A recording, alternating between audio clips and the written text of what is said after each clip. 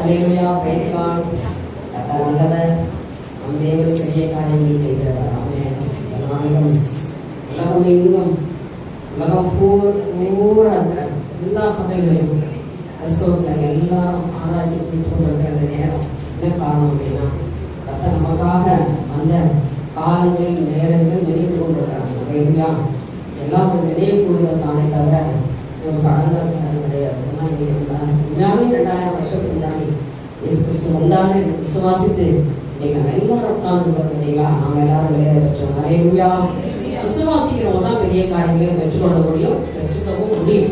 அப்போ விசுவாசம் தான் ஐஸ்வர்யத்தையும் சம்பத்தை கொண்டு வரும். அப்ப நாம விசுவாசித்தபடினாலே இயேசு ஒருவர் உண்டு, அவர் எனக்காக உலகத்துல வந்தாரு, பிறந்தார், வளர்ந்தாரு, அடிப்பட்டார், நொறுக்கப்பட்டார், இன்றைக்கும் ஜீவிக்கிறார் என்று சொல்லி நாம இதை விசுவாசிக்கிறதுனாலதான் இந்த உலகம் எல்லாம் இந்த ஃப்ரைடே புனித வெள்ளிய ஆராதனையை வைத்து சிலுவையில் ஆண்டவர் பட்ட பாடுகளை குறித்து ஜானிக்கிறோம். ஏன் இந்த 7 வார்த்தையை மட்டும் முக்கியமா எல்லாரும் சொல்றாங்க? எவ்வளோ பேசியிருப்பாரு இயேசு கிறிஸ்து, அப்ப 7 வார்த்தை மட்டும்தான் அவங்க பேசினாரா அப்படின்னு எல்லாரும் கேள்வி வரும் இல்லையா? உண்மைதானே? நிறைய காரியங்களை கொண்டு 3.5 வருஷம் ஊழியர் செய்யும் போது நிறைய தேவன் எல்லாருக்கும் போதித்தார். அப்படியே அவர் சுற்றி தெரிந்து எல்லாருக்கும் இயேசு கிறிஸ்து போதனைகள் மத்திய மார்க் லூக்கா யோவான்ல கொடுக்கப்பட்ட அவர் எப்படியெல்லாம் ஊழியர் செஞ்சார், எப்படியெல்லாம் தேவன் பிள்ளைகளை அவர் இருதயத்தை திசை திருப்பி அவருக்கு அற்புதங்களை அதிசயங்களை செய்த தேவன் அவர் நிறைய காரியங்களை கொடுத்து செஞ்சார். ஆனா சிலுவையில கூட 7 மட்டும்தான் செலக்ட் பண்ணி இயேசு கிறிஸ்து அந்த வார்த்தை தான் சொன்னாரு.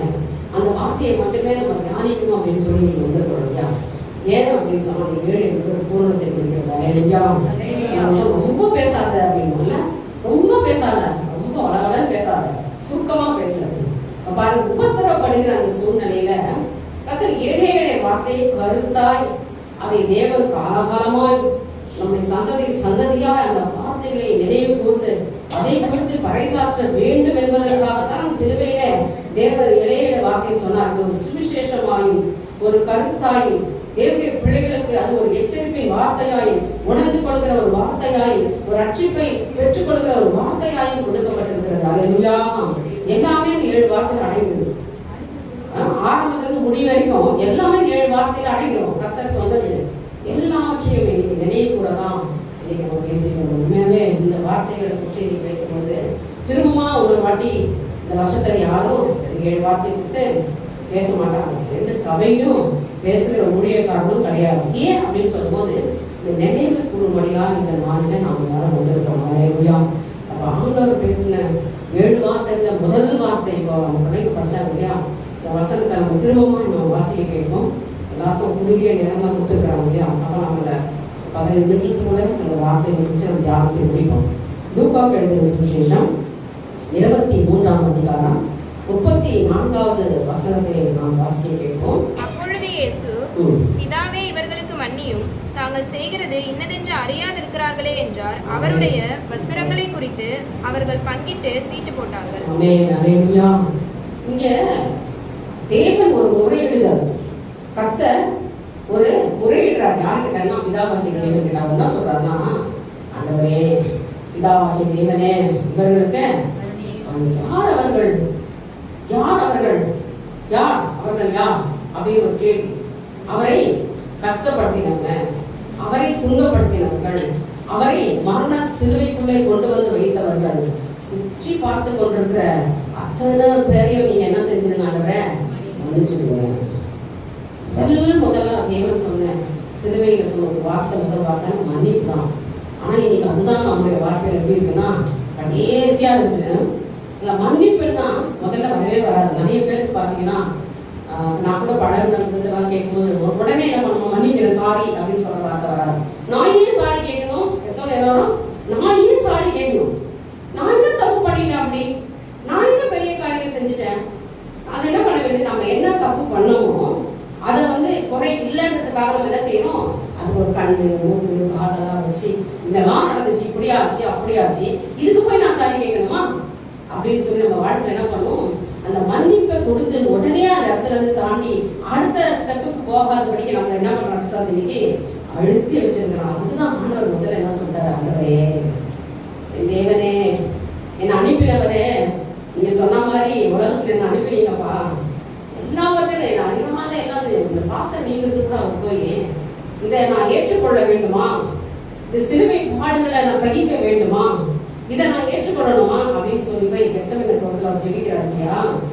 சீசரோடு ஜெபிக்கணும். அவர் என்ன சொல்றார், சித்தத்துக்கு ஒப்பு கூட ஆண்டவரே, இந்த சிலுவை பாடுறது சாதாரண விஷயமா, யூதர்களுடைய தண்டனை, இந்த தண்டனை நான் ஏற்றுக்கொள்ள வேண்டுமா, இதை நீங்க ஏதாவது மாற்ற மாட்டீங்களா அப்படின்னு சொல்லி பிதாவாகிய தேவனிடத்துல இயேசு கிறிஸ்து முறையிடும் போது கூட, நீங்க ஆண்டவரே இயேசுப்பா எனக்கு ஏதாவது ஒரு காரியத்தை செய்யும், சித்தமானால் இதை எங்களை விட்டு அகற்றி போடுங்களேன் அப்படின்னு சொல்லி ஆண்டவர் கேட்டாரு.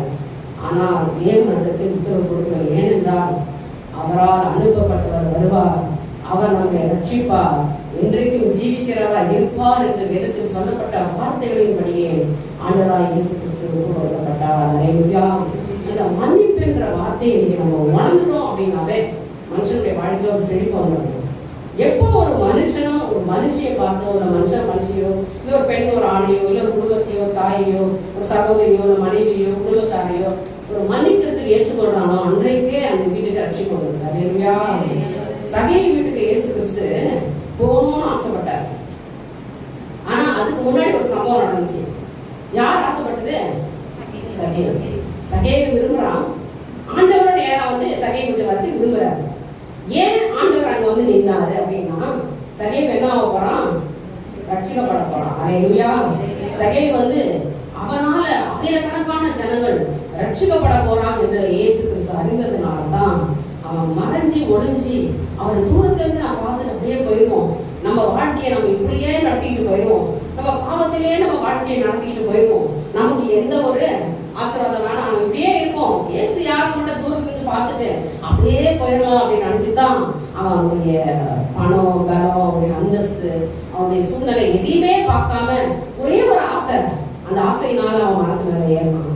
ஆனா ஆண்டவர் அவனை குறித்து ஒரு திட்டங்கள் வைத்திருந்தார். அல்லேலூயா. கருமையான தேவனுடைய மகளே, மகனே, மன்னிக்கணும்னு நினைச்சா ஆண்டவர் வீடு தேடி ஓடி வந்து நிற்பார். அல்லேலூயா. சகேயு தன் வாழ்க்கையில அவன் செய்த தவற மறைச்சிட்டு பார்த்துட்டு போயிடலான்னு தான் வந்தான். ஆனால் தேவனும் அவனை தேடி போய் அங்கே நின்று, நீ இறங்கி வா, உன் வீட்டுல நான் இன்னைக்கு தங்க வேண்டும். அல்லேலூயா. சுற்றி இருக்கிற ஜனங்கள்லாம் சொல்றாங்க, இவன் ரொம்ப பாவம் உள்ளவன்பா, இவனை யாராவது மன்னிக்க முடியுமா? இந்த ஊர்ல இவனை மன்னிக்க முடியுமா? இந்த ஊர்ல இவன் பண்ண அநியாயம் கொஞ்சம் கொஞ்சம் இல்ல. அவன் பயங்கரமான வட்டி வசூலிக்கிறவன், அவன் பயங்கரமான கொடுமையான காரன். பொதுவா வட்டி வாங்குறவங்க எப்படி இருப்பாங்கன்னு தெரியும்ல. அவங்க கிட்ட முதல்ல என்ன இருக்கு, ஆசை, அதாவது ரொம்ப மோசமா பேசுவாங்க, கடினமான ஒரு வார்த்தை இருக்கும், கோபம் இருக்கும். அவங்க கிட்ட என்ன பண்ணிருக்கோம், அப்படியாவது மனசு அழுத்தி பிடிச்சி எப்படியாவது அவங்களுடைய காரியத்தை சாதித்துக் கொள்ள வேண்டும் என்ற எண்ணம் உடையவர்களாக இருப்பார்கள். அந்த எண்ணங்கள் எல்லாமே யாருக்கிட்ட இருந்துச்சு? அந்த சகேயுகிட்ட இருந்துச்சு. அல்லேலூயா. அப்படிப்பட்ட அந்த மனுஷனால தேவன் தேடி போனதுக்கு என்ன காரணம்னா, அவன் ஒருத்தன் மாறிட்டானா. அந்த ஒரே ஒரு மனுஷன் மட்டும் ரட்சிப்புக்குள்ள வந்துட்டாவே அங்க இருக்கிற அத்தனை ஆயிரக்கணக்கான ஜனங்களும் ஆண்டவரை தெரிந்து கொள்வார்கள் என்று சொல்லித்தான் அவ்வளோ பேர் அவர் பின்னாடி, ஆயிரக்கணக்கான ஜனங்கள் அவர் பின்னாடி போகும்போது எல்லாரையும் விட்டுட்டாருங்க. அவனை மாத்திரம் தேடி போனார். அல்லேலூயா. ஏன் தெரியுமா? அவன் பாவத்தை மன்னிக்கிறதுக்கு. அல்லேலூயா. உண்மையோடு சொன்னார்ல, அவங்க செய்யறது தெரியாம செய்யறாங்க. உணர்ந்ததுக்கு அப்புறம் நம்ம கூட நிறைய பாவம் சொல்லிச்சேன், நான் இப்படிதான் இருந்தேன், இந்த மாதிரி தப்பெல்லாம் நான் ஒரு காலத்துல பண்ணேன், ஆனா இன்னைக்கு என் ஆண்டவர் மாற்றி இன்னைக்கு ஒரு நல்ல ஒரு சிருஷ்டியா வச்சிருக்கிறான்னு சொல்றாங்க. அல்லேலூயா. ஒரு மாறுதல் வேணும். இயேசு கிறிஸ்து அவங்க வீட்டுக்குள்ள போயிட்டாரு. போன உடனே ஏசப்பா போயிட்டு, வரப்பா நீங்க வந்து சரியில்லை, பக்கத்துல உட்கார வச்சுங்களா, சரியா ஏன் உங்க வீட்டுக்கு வந்தேன்னு தெரியுமா, நீ இந்த மாதிரிலாம் பண்ற, உன் மேலதான் கம்ப்ளைண்ட் வந்து, நீ இப்படி பண்றதெல்லாம் சரியில்லை, நீ உன்னை மாத்திக்க, ஏதாவது சொன்னாராமா. அவர் போனாரு. சகேயு அவர்கிட்ட ஓடி வந்து, ஆண்டவரே, அந்த கண்ணுக்கு, அதாவது அந்த கண்ணுக்கு அந்த மனம் இறக்கும், அந்த ஆண்டவர்கிட்ட ஒப்புற வாங்குற ஒரு தமிழ் இருக்குங்களா, ரொம்ப அருமையான ஒரு காரியம். மனுஷன்கிட்ட எதையாவது நான் அதிகமா வாங்கினது உண்டானா நான் எப்படி கொடுத்துறேன், தெரியும் வேலைகிட்ட எல்லாருக்கும் நான் திருப்பி ரிட்டர்ன் பண்ணிடுறேன். நான் இனிமே என்ன பண்ண மாட்டேன், நான் என்ன தவறு செய்கிறேனோ அந்த தவறை நான் இனிமேல் செய்ய மாட்டேன். இப்போ இந்த அறிவிப்பு அவன் சொன்ன உடனே ஆண்டவர் அவனை மன்னிச்சிடுறாரு. எல்லாரும் சொல்றாங்க பாவி வீட்டுக்கு போனான்ட்டு. அதுக்கப்புறம் அந்த சகையை என்ன செய்யறாரு, யாருக்கிட்டலாம் அவர் வந்து ரெட்டத்தனியா வாங்கினாரோ, 10 மடங்கு வாங்கினாரோ, 1000 மடங்கு வாங்கினாரோ, எல்லாத்தையும் அவர் விட்ட போய் என்ன பண்ணிட்டாரு, அவரு மன்னிச்சுட்டாரு. விசுவாசி ஆமென் சொல்லுங்க.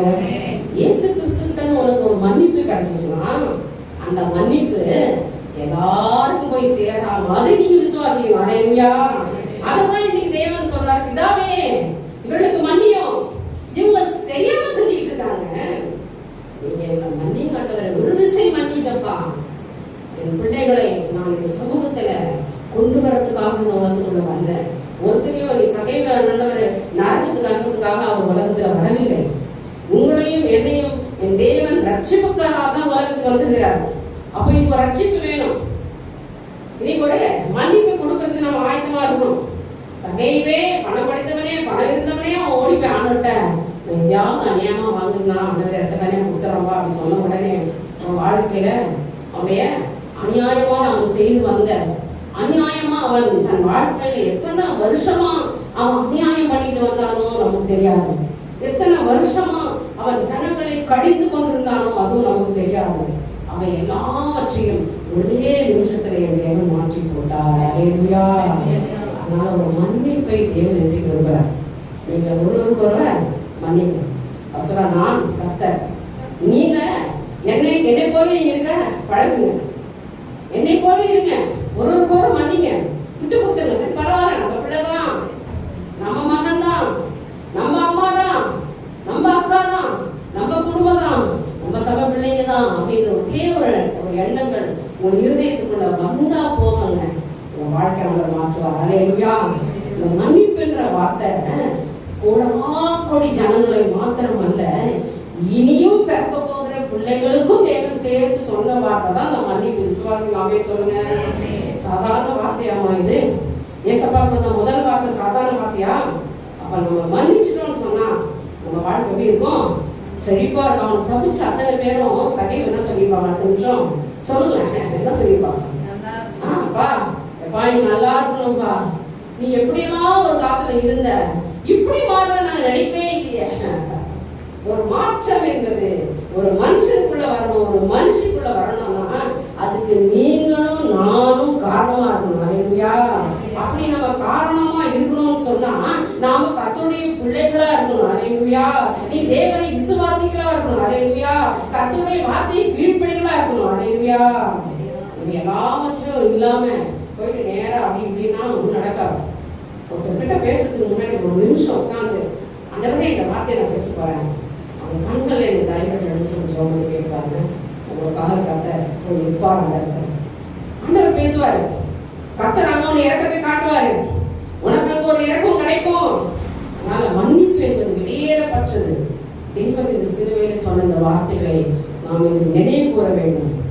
எல்லாரையும் பார்த்து நான் ஒண்ணுல பண்ணியாலும் அவங்க நினைக்காதீங்க, இறுதிக்கு நான் ஒண்ணுமே நினைக்கல, கோப காலங்கள்லாம் கடந்து போச்சு, உன்னை நான் நேசிக்கிறேன் அப்படின்னு சொல்லுங்க. அல்லேலூயா. ஆண்டவர் என்ன செய்யணும்? அந்த சிலுவையை சுமக்கணும். 15 அடி நீளம், 8 அடி அகலம், அந்த ஆணியோட நீளம் 8 அங்குலம். பாருங்க எவ்வளவு பெருசா இருக்கும். ஒன்னொன்னும் ஒரு 8 அங்குலம் சொல்லும் போது இவ்வளவு தூரம் ஒன்னொன்னு ஒரு முழங்க அளவுக்கு இருந்துச்சு அந்த ஆணிகள். ஒரு மூச்சுக்கு அப்படின்னு. ஆனா எங்க தேவனை பாருங்க, ஆண்டவர் அடிச்ச அந்த ஆணியோட நீளம் 8 அங்கலம், அகலம் 3/4 அங்கலம் அந்த ஆணியோட அந்த அளவு.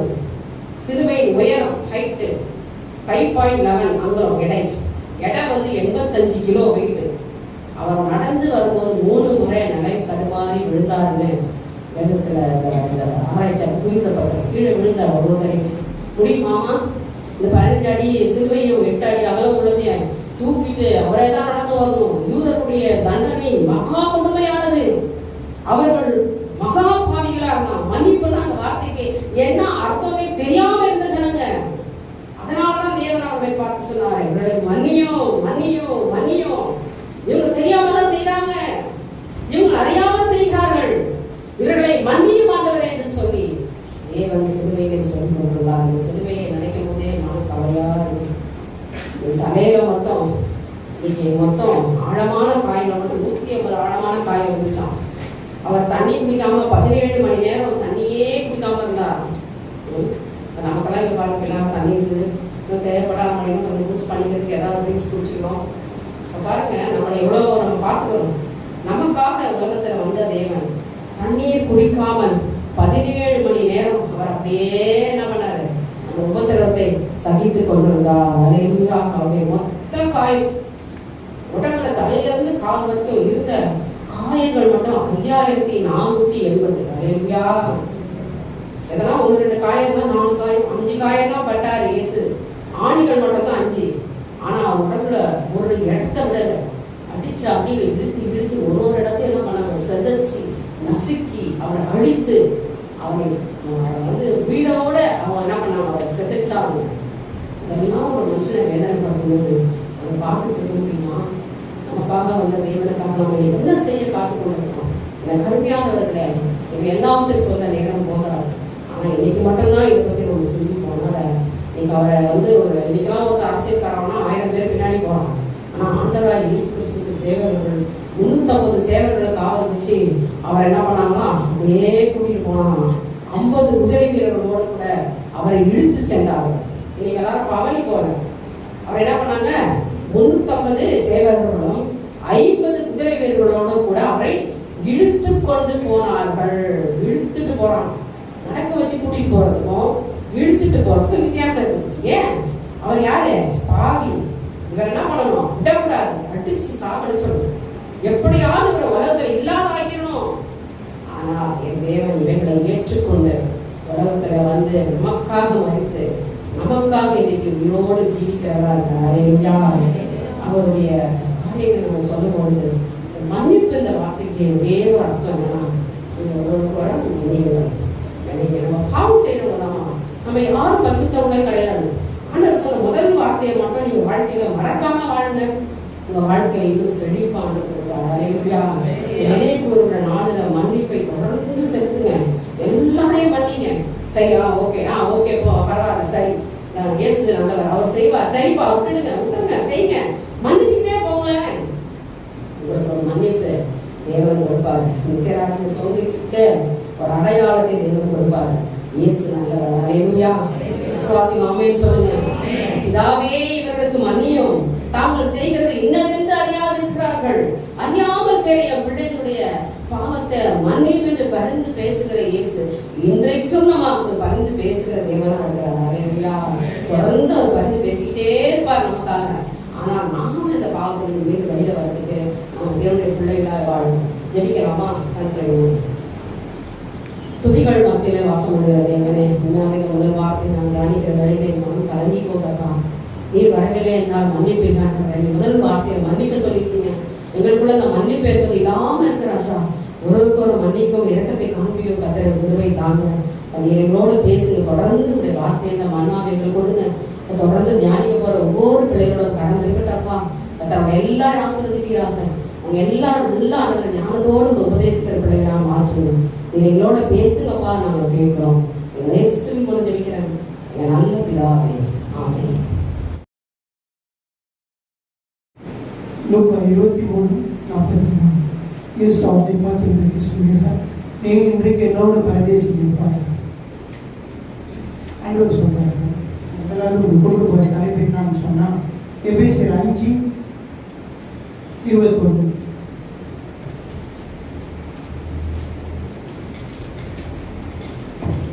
தெய்வ பயத்தோடு ஒருவருக்கொருவர் கீழ்ப்படிந்து எங்கள் ஆண்டவர் நம்ம விருப்பது என்னன்னா தெய்வ பயம் இருக்கணும். உங்களுக்காக ஜீவனையை நான் கொடுத்தேன். நான் பேசிட்டு போல, ஆண்டவர் ப்ரூவ் பண்ணிட்டு போய்கிறார். பேசிட்டு போனா பரவாயில்ல, இறங்கி தன்னுடைய ஜீவனையை கொடுத்து அடிக்கப்பட்டார், நொறுக்கப்பட்டார், ரத்தத்தை கொடுத்திருக்கிறார் நம்மளுக்காக ஆண்டவர். இல்லைங்களா? உண்மையா இல்லையா?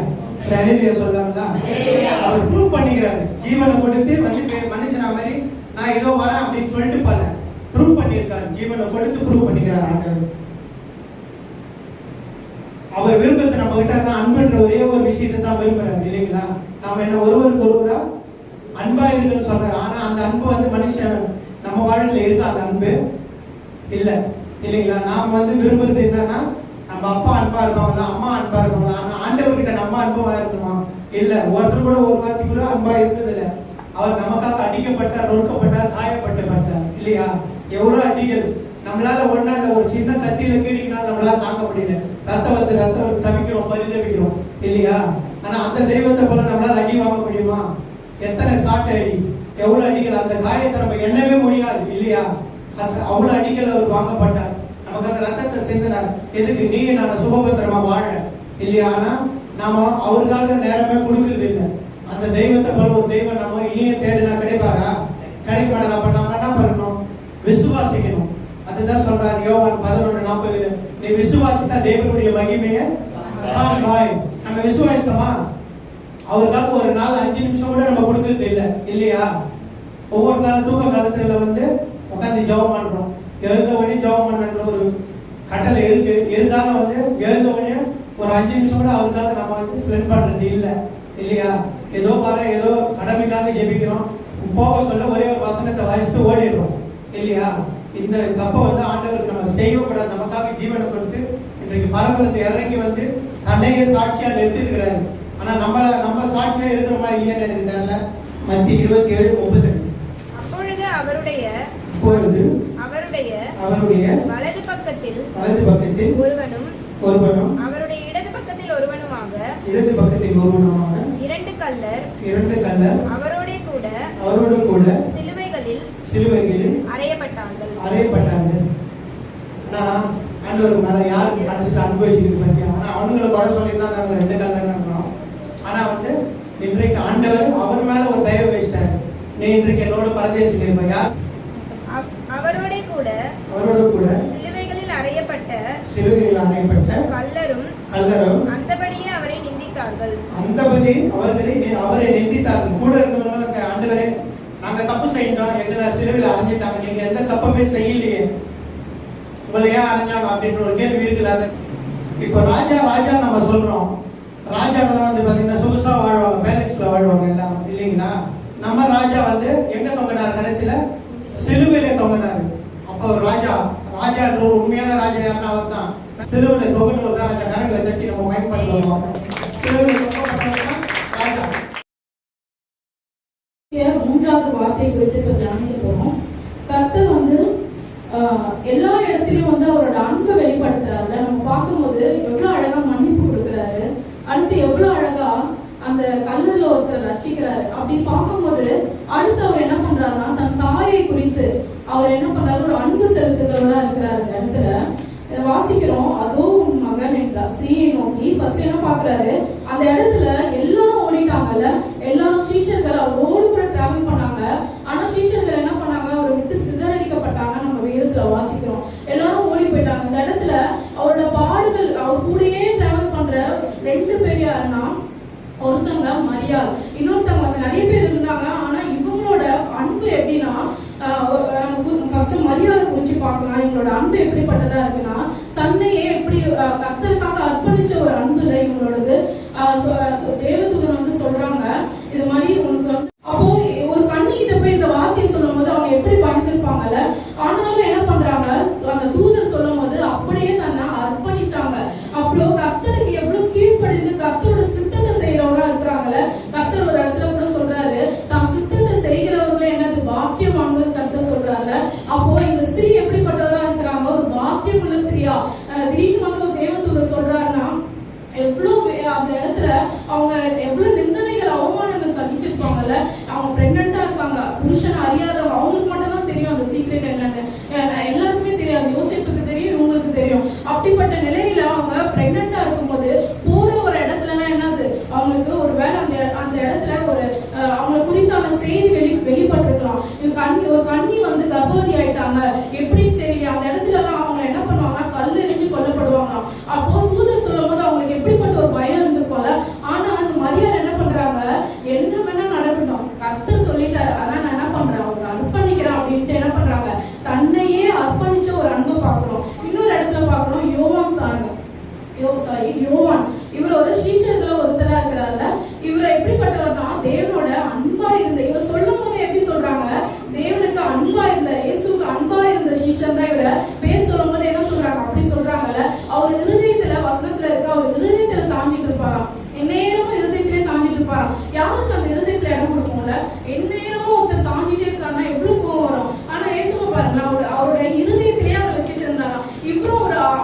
அன்பா நேசிச்சாராம். இந்த 2 அன்பு அந்த சிலுவைக்கு நேராக வருதுல. அப்ப நம்ம அந்த 2 அன்பு ஏன் வந்துச்சு நம்ம நினைக்கலாமே. 2 பேரோட அன்பு என்ன வேணா நடக்கட்டும், யார் வேணா ஓடட்டும், யார் வேணா இருக்கட்டும், நான் அவரை நேசிக்கிறேன். அப்படிப்பட்ட ஒரு சூழ்நிலையில இருக்கிறவங்க தான் என்ன பண்ண முடியும், மரணமானாலும் ஜீவனானாலும் நான் கர்த்தரை நேசிப்பேன்னு சொல்லிட்டு அந்த 2 அன்பு போய் நிக்குதுல. நம்மளும் யோசிக்க வேண்டிய காரியம் இந்த யோவானையும் மேரியும் குறித்து நம்ம நினைக்க வேண்டியது என்ன தெரியுமா, இந்த அன்பு என்ன நடந்தாலும், எந்த நிந்தனை வந்தாலும், எந்த அவமானம் வந்தாலும், யார் எனக்கு கொல்லக்கூடிய சூழ்நிலை வந்தாலுமே அவரோட அன்பை நான் பார்த்துட்டேன். அதனால நான் என்ன பண்ண போறேன், சிலுவைக்கு நேராக நான் போறேன்னு சொல்லிட்டு 2 பேரும் ஒரு முன்பாக நிக்கிறாங்க. கர்த்தர் பார்க்கிறார் இந்த இடத்துல, எவ்வளவு அன்புல இவங்க வைத்திருக்கிறாங்க. இதோட பேஸ்மெண்ட் நம்ம பார்க்கும்போது ஆதியாகமம் 3ஆம் அதிகாரம் 15வது வசனத்துல ஆல்ரெடி நமக்கு தெரிஞ்ச வசனம் தான் அது.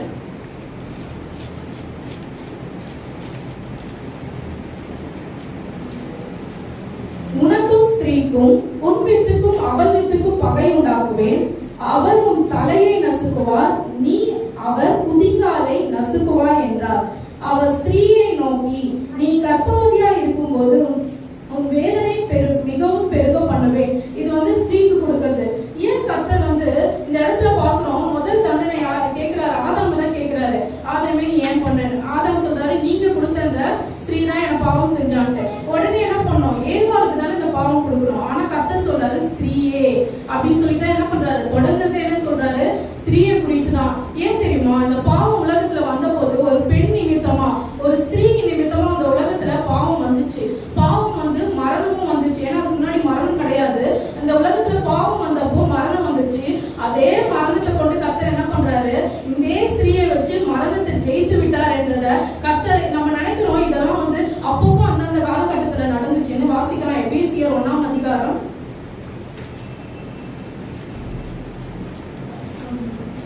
4வது வசனத்துல, தமக்கு முன்பாக நாம் அன்பில் பரிசுத்தம் உள்ளவர்களும் குற்றம் இல்லாதவர்களுமாய் இருப்பதற்கு அவர் உலக தோற்றத்துக்கு முன்னே கிறிஸ்துவுக்கு நம்மை தெரிந்து கொண்டபடியே. ஆமென். எல்லாரும் ஒரு ஆமென் சொல்லுங்களேன். கர்த்தர் என்ன பண்ணிருக்காரு, உலக தோற்றம் முன்னமே என்ன பண்ணாரு, அதாவது ஆதாம் வரல, ஏவாள் வரல, ஆனாலும் அப்பா பாருங்களேன், அந்த அன்பு ஆதி முதலா இருந்திருக்குதுல. என் பிள்ளை பாவம் தான் செய்ய போறாங்க எனக்கு தெரியும், ஆனாலும் என்ன பண்ண போறேன், நான் போறேன்னு சொல்லி பிதா கிட்ட என்ன பண்றாரு, குமாரன், தேவகுமாரன் மனுஷகுமாரனா இறங்கி வராருல. எவ்வளவு பெரிய அன்புல நம்ம மேல வைத்திருக்குது. நம்ம அதுக்கு பாத்திரவான்களா இருக்கிறோமா, கொஞ்சம் யோசிப்போமே. நான் கிடையாதுல, அது பாத்திரவான் கிடையாது. ஏன்னா நான் மண்ணால உருவாக்கப்பட்ட பாவம் எனக்குள்ள இருக்குது. ஆனா அப்பா பாருங்களேன், என் பிள்ளைய நான் விட்டக்கூடாது. நான் என் சாயல உருவாக்க போறேன் என் பிள்ளைய. அந்த பிள்ளை தப்பு பண்ணாலும் நான் அடிக்கப்பட போறேன்னு கர்த்தர் இன்னைக்கு நேத்து முடிவு பண்ணல.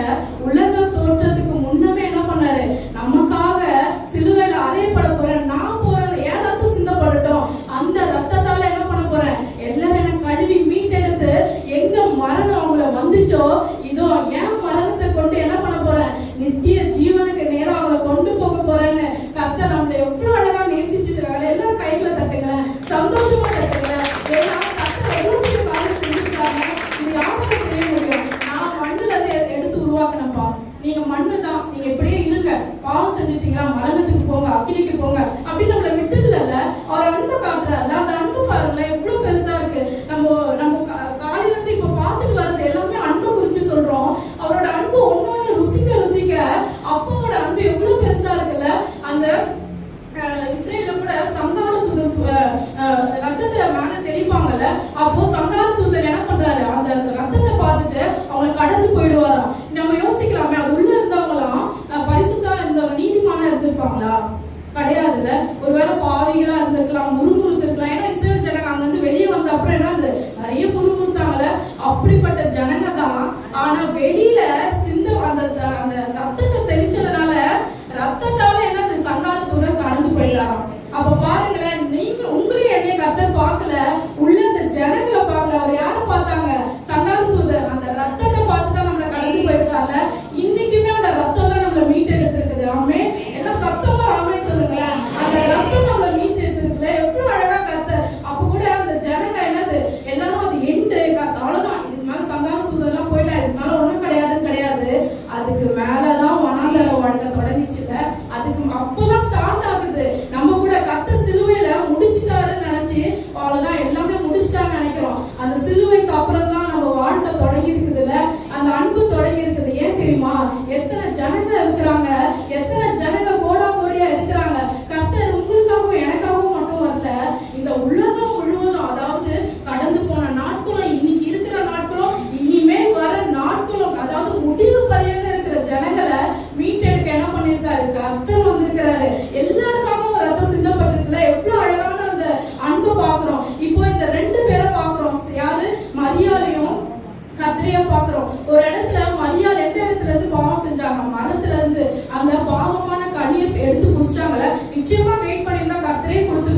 குழந்தைக்கு எப்படி கொடுப்பாங்க?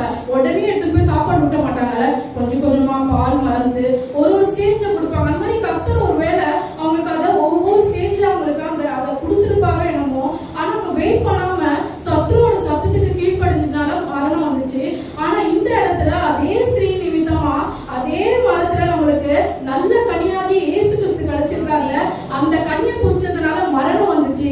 இந்த கனியானவர் வந்ததுனால நமக்கு நித்திய ஜீவன் வந்துச்சுல. ஆமென் சொல்லுங்களேன். நமக்கு நித்திய ஜீவனை கர்த்தர் கொடுத்திருக்கிறாரு. அவரோட அன்பு ரொம்ப பெருசு இல்ல? அந்த அன்பை நினைக்க நினைக்க எவ்வளவு பெருசா இருக்குது. இந்த இடத்துல லூக்கா 1ஆம் அதிகாரம் 47வது வசனத்தை வாசிக்கலாம். என் ஆவி என் இரட்சகராகிய தேவனில் களி கூறுகிறது. ஆமென்.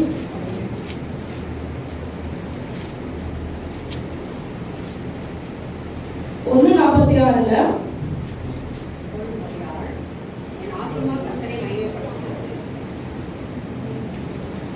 என் ஆவி என் இரட்சகராகிய தேவனில் களி கூறுகிறது. முதல்ல மரியாதை என்ன பண்றாங்க? தன் ஆவியினால அந்த இரட்சகரை ஏற்றுக்கொண்டு களி கூறுறாங்க. இப்போ அந்த ஆவி வந்துடுச்சுல. அடுத்து வாசிக்கலாம், அதே மேல இருக்கிறது. அப்பொழுது மரியாள் என் ஆத்துமா கர்த்தரை மகிமைப்படுத்துகிறது.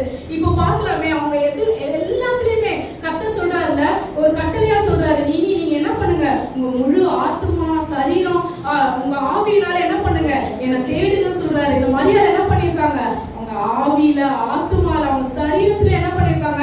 கர்த்தரை ஒப்பு கொடுத்திருக்காங்க. கர்த்தர்கிட்ட ஒப்பு கொடுத்திருக்காங்க. அதனாலதான் என்ன பண்ண முடியும்? அவங்களால நிலைத்து நிற்க முடிஞ்சுச்சுல. நிறைய சூழ்நிலை அவங்களுக்கு தெரியும். கர்த்தர் வந்து என்ன பண்ண போறாரு? மறிக்க போறாரு. என் பிள்ளையாவே இருந்தாலும் ஒரு சில நேரத்துல யோசிக்கலாம், ஒரு தத்து எடுத்து ஒரு பிள்ளைய வளர்க்கும் போது என்னதான் அவங்க பேரண்ட்ஸ் சில நேரத்துல நிறைய நியூஸ்லாம் கேள்விப்பட்டிருக்கோம், பிள்ளைய வந்து கூட்டிட்டு போவாங்க. ஆனாலும் அந்த பெத்த தாய்க்கு எப்படி இருக்குமா? சரி, நான் வளர்த்த பிள்ளைல நான் எப்படி விட்டு கொடுக்க முடியும்? அந்த சூழ்நிலை நம்ம நிறைய கேள்விப்பட்டிருக்கோம்ல. அப்போ அந்த தாய் என்னதான் தேவ சித்தத்தை செஞ்சாலுமே அந்த தாய்க்குள்ள இருக்கிற அந்த பாசம் என்னதுன்னா, என் மகன் எப்படி அடி வாங்குறாங்களே எல்லாமே அவங்களுக்கு தெரியும். ஏன்னா அனன்யா சொல்லிட்டு ஒரு தீர்க்கதரிசி சொல்லுவாரு, உங்க இருதயத்தை ஒரு பட்டையை வந்து உருவ குத்தி போகும்னு சொல்லிட்டு சொல்றாருல. அந்த பட்டையா உருவ குத்தும் போது அவங்க பாக்குறாங்க, அவங்க கண்கள் கலங்குது. ஒரு தாயோட ஒரு அந்த தவிப்பு எவ்வளவு பெருசா இருக்கு. அது எல்லாமே தெரிஞ்சோம் மரியா தன்னை அர்ப்பணிச்சாங்கல்ல கர்த்தருக்கு. எனக்கு தெரியும், நீ ஒவ்வொரு தடவையும் இயேசுபாயிட்ட போய் சொல்லுவாங்க. முதல் அற்புதம் காண ஒரு அற்புதத்துல அவங்க போய் சொல்லுவாங்க. அப்போ அவர் என்ன சொல்லுவாரு? ஸ்திரீயே, என் வேலை இன்னும் வரல. இவரு முந்தின ஆதாம் கிடையாது, பிந்தின ஆதாம். ஸ்திரீயின் பேச்சுக்கு கேட்க மாட்டாரு. ஏன்னா ஸ்திரீனால பாவம் வந்துச்சுல. இந்த பிந்தின ஆதாம் என்ன பண்றாரு? கர்த்தரோட சித்தத்துக்காக, தேவனோட சித்தத்துக்காக எல்லா இடத்துலயும் காத்திருந்தவரா இருந்திருக்காரு. அதனாலதான் என்ன பண்ண முடியும்? முடிவு பரியந்தம் அவரு நிலைச்சு நிற்கிறாரு. நிறைய நேரத்துல நம்ம ஒரே ஒரு விஷயம் தான், சின்ன விஷயம் என்ன தெரியுமா நம்ம பண்ணணும்? முழு ஆத்மா ஆவி சரீரத்தோட கர்த்தரை தொழுது கொண்டா போகணும். நிறைய நேரத்துல நம்ம யோசிக்கிறோம், நிறைய ரூல்ஸ் அண்ட் ரெகுலேஷன்ஸ் இருக்குது. அதாவது கட்டளைகள், நியாயங்கள் 613 இருக்குது. நான் எப்படி ஃபாலோ பண்ணணும்னு சொல்லி நீங்க நினைக்கலாம். ஆனா இயேசுப்பா சொல்றாரு, நான் எல்லாத்தையும் முடிச்சிட்டேன் சிலுவையில. ஏன்னா எந்த மனுஷனாலும் அதை நிறைவேற்ற முடியாது. நானே இறங்கி என் பிள்ளைகளுக்காக என்ன பண்ண போறேன்? 613 லாஸ்ட் நிறைவேற்றி உங்களை மீட் எடுத்துட்டேன். நீங்க பண்ண வேண்டியதுல ஒன்னே ஒண்ணுதான், அந்த அன்பு, அந்த சிலுவையை நோக்கி பாருங்க அப்படின்னு சொல்லிட்டு. அந்த சிலுவையை பார்த்தா என்ன தெரியுமா ஆகும்? இது எல்லாமே நம்ம கடைபிடிச்சிடும். ஏன் தெரியுமா? அந்த அன்பு வரும்போது நான் பாவம் செய்ய மாட்டேன். அந்த அன்பு வரும்போது நான் திருட மாட்டேன். அந்த அன்பு வரும்போது நான் கொலை செய்ய மாட்டேன். இது எல்லாமே நம்ம நிறைவேற்றிடுவோம். நம்ம செய்ய வேண்டியது ஒன்னே ஒண்ணுதான், என்ன தெரியுமா? அந்த அன்பை நோக்கி பார்க்கணும். நீ உன்னை நேசிக்கிறது போல பிறனையும் நேசின்னு சொல்ற. நான் எப்படி என்ன நேசிக்கிறேன்? நான் நித்திய ஜீவனுக்கு போகணும், என் அப்பாவை தேடும் நம்ம நேசிக்கிறோம்ல, அதே போல பிறனையும் நேசின்னு கர்த்தர் சொல்றாரு. இந்த எல்லா அன்பையும், இந்த ஸ்திரீயோட அன்பு, இந்த யோவானோட அன்பு எல்லாமே சேர்த்து எங்க தெரியுமா வருது? சிலுவைக்கு நேராக வந்தா மட்டும்தான் என்ன ஆகுது? நம்மளால பெரிய காரியங்களை செய்ய முடியும். நிறைய நம்ம இந்த நாள் மட்டும் சிலுவை தியானிக்காம எல்லா நாட்களும் கர்த்தர் சிலுவையில ஜெயிச்சுட்டாருப்பா. நான் இனி பண்ண வேண்டியது ஒன்னே ஒண்ணுதான், அவரோட அன்பை ருசி பார்க்கணும், அவரை பத்தி எல்லார்கிட்டயும் சொல்லணும். இந்த வேலையை தான் கர்த்தர் நம்ம கொடுத்திருக்கிறாரு. ஏன்னா கர்த்தர் ஒவ்வொரு சமயத்திலும் நமக்கு நிறைய விஷயங்களை வெளிப்படுத்துறதா இருக்கிறாரு. நம்ம நிறைய காரியங்களை கேட்கிறோம், இயேசுப்பா எனக்கு இது கொடுங்க, அது கொடுங்க, அது கொடுங்க. ஆனா அவர் சொல்ல வேண்டியது ஒன்னே ஒண்ணுதான் தெரியுமா? எல்லா சூழ்நிலையும் அவர் வந்து போதிச்ச எல்லா இடத்துலயுமே என்னது? தன் ராஜ்யத்தின் சுவிசேஷத்தை தான் கர்த்தர் என்ன பண்ணாரு? எல்லா இடத்துலயும் சொன்னாரு. ஏன் தெரியுமா?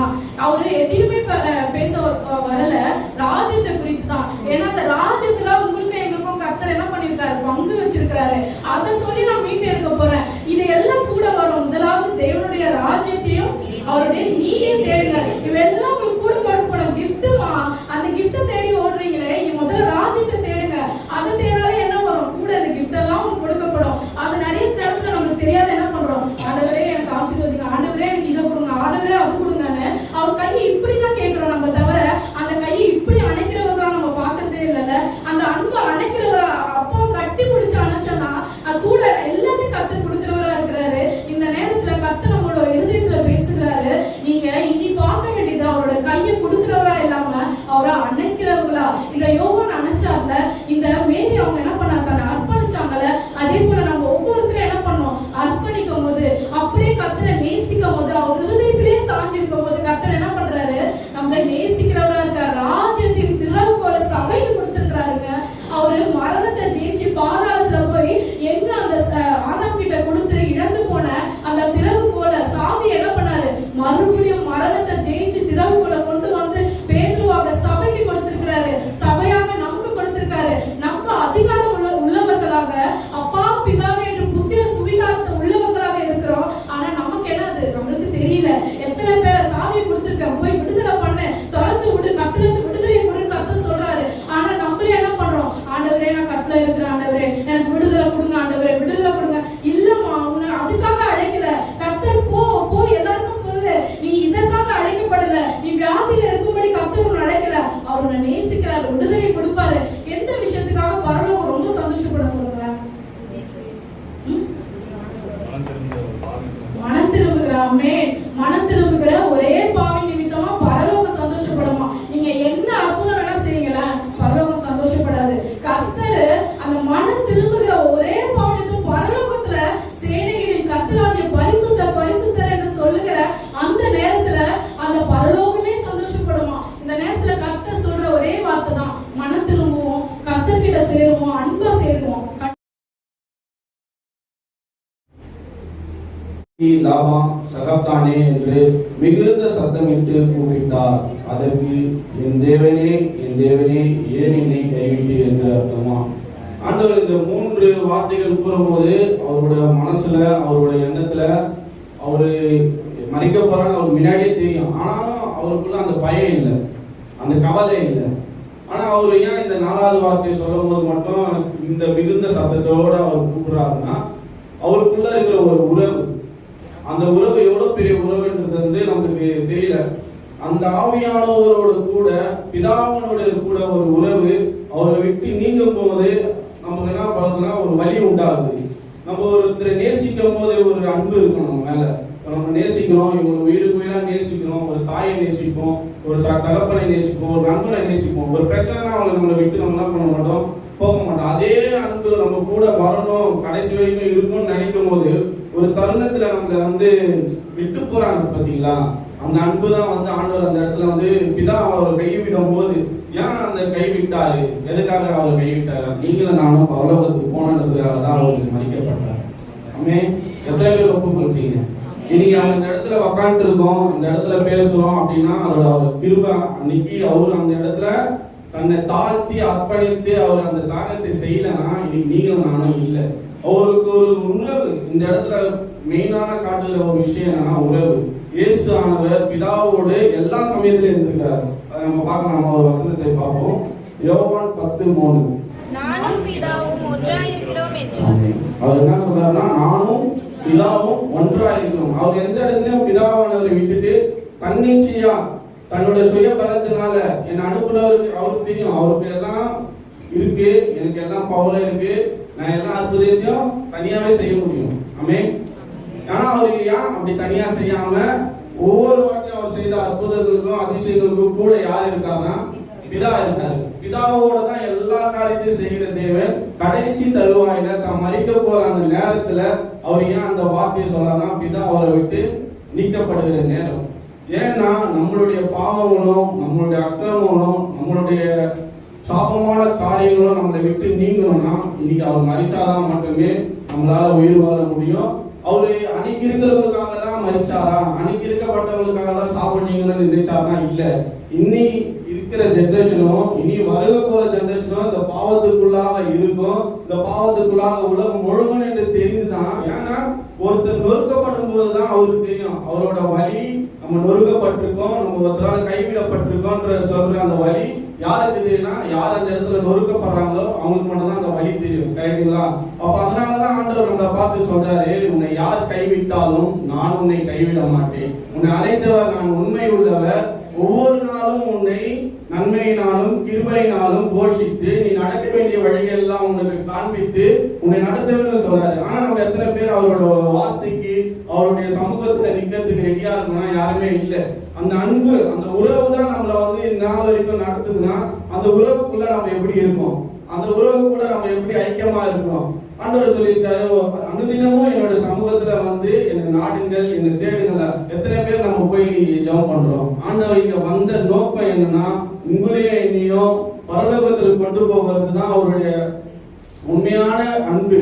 அந்த அன்பை விட்டுட்டு நம்ம என்ன பண்றோம்? உலக பிரகாரமான காரியங்களுக்குள்ள ஓடிக்கொண்டிருக்கோம். இன்னைக்கு சொல்ற ஆண்டவர் நம்ம என்ன பண்றோம்? உலகத்துல இருக்கிற ஐஸ்வர்யத்துக்காகவும் உலகத்துல இருக்கிற பேரு புகழுக்காகவும் ஓடுறமே தவிர அவர் ஒரு நாளும் பின்பற்றுறது இல்லைல்ல. நம்ம ஆண்டவர் பாத்தீங்கன்னா, அவரு கெத்செமனே தோட்டத்துல ஜெபிக்க போகும்போது சீசர்களை கொண்டு போவார்கள். ஆனா அந்த இடத்துல கூட ஆண்டவருக்காக ஜெபிக்கிறதுக்கு ஒருத்தர் கூட இல்லை. பாத்தீங்களா? அவர் போய் கேட்பாரு, எனக்காக 1 மணி நேரம் விழித்திருந்து ஜெபிக்க மாட்டீங்களா? என் கூட சேர்ந்து 1 மணி நேரம் விழித்திருக்க ஜெபிக்க மாட்டேங்க. ஆனா அன்னைக்கு தெரியும் ஆண்டவருக்கு, நான் மறிக்க போறேன், எனக்காக என் கூட இருக்கிற சீஷர்களே ஜெபிக்கிறதுக்கு ஆயத்தமா இல்லாதப்போ அவரை பாருங்க, நம்ம இன்னைக்கு உலகத்துல வந்துட்டோம், நம்மளுக்கு கடன் இருக்கு, நம்மளுக்கு வியாதி இருக்கு, பிரச்சனை இருக்கு அப்படின்னு சொல்லி மனிதனாக இருக்கிற நம்ம யோசிக்கணும். அவருக்கே சோதனை இருக்குது. அவரும் நம்மளை போல சில பேரால அவமதிக்கப்பட்டார், சில பேரால அவர் துக்கப்பட்டார், அவரே எல்லாரும் கைவிடப்பட்ட சூழ்நிலை கடைசி நேரத்தில் அவர் கைவிடப்பட்டு நின்னார். ஆனா நம்ம என்ன பண்றோம்னா, அவரை பார்த்து அவருடைய இருதயத்தை புரிந்து கொள்ளாம நம்ம என்ன பண்றோம்? உலக பிரகாரமான காரியத்துக்குள்ள கடந்து சென்று கொண்டிருக்கோம்ல. நம்ம கொஞ்சம் சிந்தித்து பார்க்கலாம்ல. அந்த அன்பு நம்ம கிட்ட இல்லைன்னா நம்ம இந்த நேரத்துல இல்லைங்க. எப்படி சொல்றது? ஒரு கெட்ட குமாரன் கதையில பாத்தீங்கன்னா, அந்த பிள்ளை எவ்வளவுதான் தவறு செஞ்சு தன் சொத்தையெல்லாம் வாங்கி கொண்டு தன் சுயத்துல என்னெல்லாம் பண்ண முடியுமோ போய் பண்ணிட்டு, ஆனா அந்த பிள்ளை வரும்போது அந்த தகப்பன் என்ன பண்றாங்கன்னா, தூரத்துல வருத பார்த்து யார ஓடுறா? பிள்ளை ஓடல, தகப்பன். அந்த அன்பு தான் ஆண்டவர் நம்ம மேல வச்சிருக்காரு. நீ எவ்வளவு தவறி கீழே விழா, எவ்வளவு பாவம் பண்ணு, எவ்வளவு அக்கிரமம் பண்ணாலும் சரி, என்னோட சமூகத்துல உட்காரு. நான் உன்னை மன்னிக்கிறதுக்கு நான் தயாரா இருக்கேன், உன்னை நான் ரட்சிக்கிறதுக்கு நான் தயாரா இருக்கேன். இனி நமக்குள்ள என்ன இருக்குன்னு சில குற்ற உள்ள உணர்வு இருக்கு. நான் பாவம் செஞ்சிட்டேனே, நான் பாவம் பண்ணிட்டேன், இனி இயேசுவுக்கு விரோதமா நான் செயல்பட்டேன், நான் எப்படி இப்படிப்பட்ட காரியத்துக்குள்ள நான் உள்ள நிக்கணும், நான் எப்படி பரிசுத்தமா இருப்பேன்? இல்ல, இந்த இடம் பரிசுத்தமானுக்கான இடம் இல்ல. இந்த சபை யாருக்காக கட்டப்பட்டிருக்கு? சபை யாருக்காக நிறுவப்படுது? பாவிகளுக்காக தான். இன்னைக்கு நம்ம பக்கத்துல இருக்க சொல்லலாம், ஐயோ இவங்களா, ஐயோ இவங்களா. நம்ம இருதயத்துலதான் நம்மளுக்கு தெரியும் நம்ம யாரு, நம்ம என்ன பண்றோம், என்ன காரியத்துக்குள்ளாக நம்ம வரோம், சபைக்குள்ள எந்த நோக்கத்துக்காக வரோம், சபையில என்ன காரியங்களுக்காக ஈடுபடுறோம், நம்மளோட இதயத்துல தெரியும். யாரையும் பத்தி குற்றம் சொல்ல வேண்டிய காரியம் இது இல்ல. ஓகேங்களா? நம்ம என்ன பண்ணணும்? நோக்கி பார்க்க வேண்டிய ஒரே இடம் ஆண்டவரை மாத்திரம் தான். 5வது வார்த்தை யோவான் 19:28. ஒரு சத்தமா படிங்க. அதன் பின்பு எல்லாம் முடிந்தது என்று இயேசு அறிந்து வேத வாக்கியம் நிறைவேறத்தக்கதாக தாகமா இருக்கிறேன் என்றார். ஆமென். அல்லேலூயா. அவர் என்ன சொல்லியிருக்காரு? அதன் பின்பு எல்லாம் முடிந்தது என்று இயேசு அறிந்து தேவ வாக்கியம் நிறைவேறத்தக்கதாக தாகமா இருக்கிறேன் என்றார். அல்லேலூயா. ஆமென். எல்லாருக்கும் தெரியும், வருஷம் நம்ம பேசுறது தான். ஆனாலும் இந்த இடத்துல கர்த்தர் நம்மோடு கூட வசனத்தை தியானிப்போம். ஒன்னா சேர்ந்து தான் தியானிக்க போறோம். இது எனக்கானதோ இல்ல உங்களுக்கானதோ நம்ம எல்லாருக்கும் ஆனது. ஆமென். பிகாஸ் ஆண்டவராகிய இயேசு கிறிஸ்து ஒன்னே ஒண்ணுதான். அவர் உனக்காகவும் எனக்காகவும் மட்டும் சொல்ல, நமக்காக தன்னுடைய ஜீவனை இந்த சிலுவையில விட்டார். ஆமென். அந்த வசனத்துல சொல்றது ரெண்டுமே ஒன்று, ரெண்டு தாகத்துக்கான இதுதான். ஃபர்ஸ்ட் நம்ம உடல் பூர்வமானது, அதுக்கு அடுத்தது வரதுதான் ஆவிக்குரியது. ஃபர்ஸ்ட் ஏன்னா ஆன்டி எல்லாருமே பேசினதுதான். முதலாவது அவர் பட்ட பாடுகள், அடிக்கப்பட்டார், நொறுக்கப்பட்டார், எல்லாமே ஒன்னொன்னா பட்டுட்டு தான். அந்த இடத்துல இப்ப நம்ம சொல்லுவோம், ஒரு சின்ன காயம் பட்டா கூட அடுத்த நிமிஷம் நம்ம ஒரு ரத்தம் வருதுன்னா தண்ணி குடிப்பா அப்படின்னும். ஏன்னா எவ்வளவுக்கு எவ்வளவு பிளட் லாஸ் இதாகுதோ அந்த அளவுக்கு நம்மளுக்கு தண்ணியோட டீஹைட்ரேஷன் வரும் காமனாவே.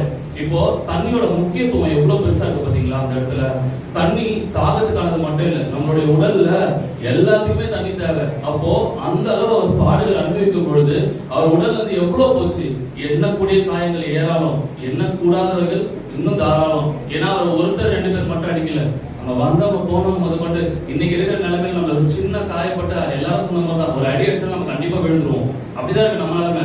பட் அந்த காலத்துல அவர் நமக்காக பாடுபடும் பொழுது நமக்காக நம்ம இவ்வளவு தூரம் உரிமை பாராட்டி பேசணும் பார்த்தீங்களா? பிகாஸ் he just நமக்கு முன்குறித்தார் அவர் நம்ம எல்லாரையுமே. ஏன்னா ஆதி முதல் கொண்டு அவர் முன்னமே அவர் நம்ம அறிந்திருக்கிறார்னு வசனத்தை சொன்னாங்கல்ல. அப்ப எவ்வளவு நம்ம மேல அனுபவிச்சிட்டார் பார்த்தீங்களா தேவன். அவர் பட்ட காயங்கள், அவர் பட்ட வேதனைகள், அவர் பட்ட அவமானங்கள் எல்லாமே யாருக்காக தெரியுமா? ஆமென், நமக்காக மட்டும்தான். அல்லேலூயா. சங்கீதம் 69:21 எடுத்து வாசிப்போமா?